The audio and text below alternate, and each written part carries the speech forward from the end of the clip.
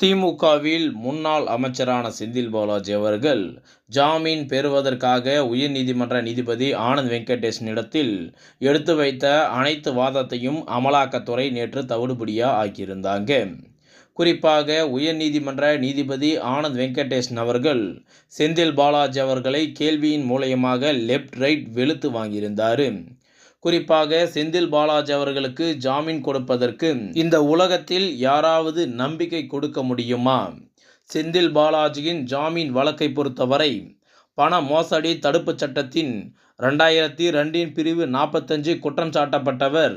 தன் மீது போடப்பட்டிருக்கக்கூடிய வழக்குகளுக்கும் அவர் மீது சுமத்தப்படுற குற்றச்சாட்டுகளுக்கும் அவர்தான் குற்றவாளி இல்லை என்பதற்கு தகுந்த விளக்கமும் அதற்கான ஆதாரத்தையும் கொடுக்க வேண்டும்.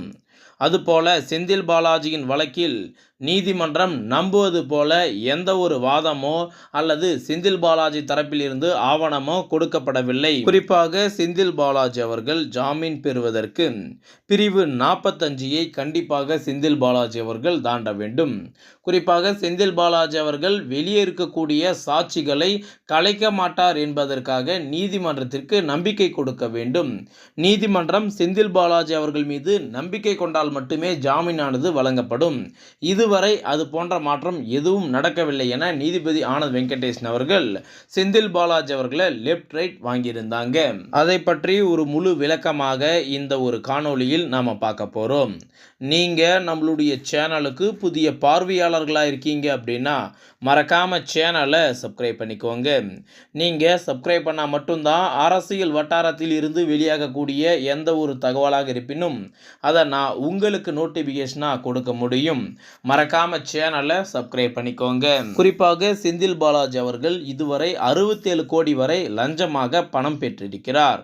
இந்த ஊழல் வழக்கில் செந்தில் பாலாஜி அவர்களும் முக்கிய குற்றவாளியாக செந்தில் பாலாஜியின் தம்பி அசோக் அவர்களும் இவர்களுக்கு உதவியாக 2 உதவியாளர்களையும் பயன்படுத்தி தான் இந்த ஊழலில் செந்தில் பாலாஜி அவர்கள் செய்திருப்பதாக அமலாக்கத்துறை 30 குற்றச்சாட்டுகளை அடுக்கி வச்சிருக்காங்க.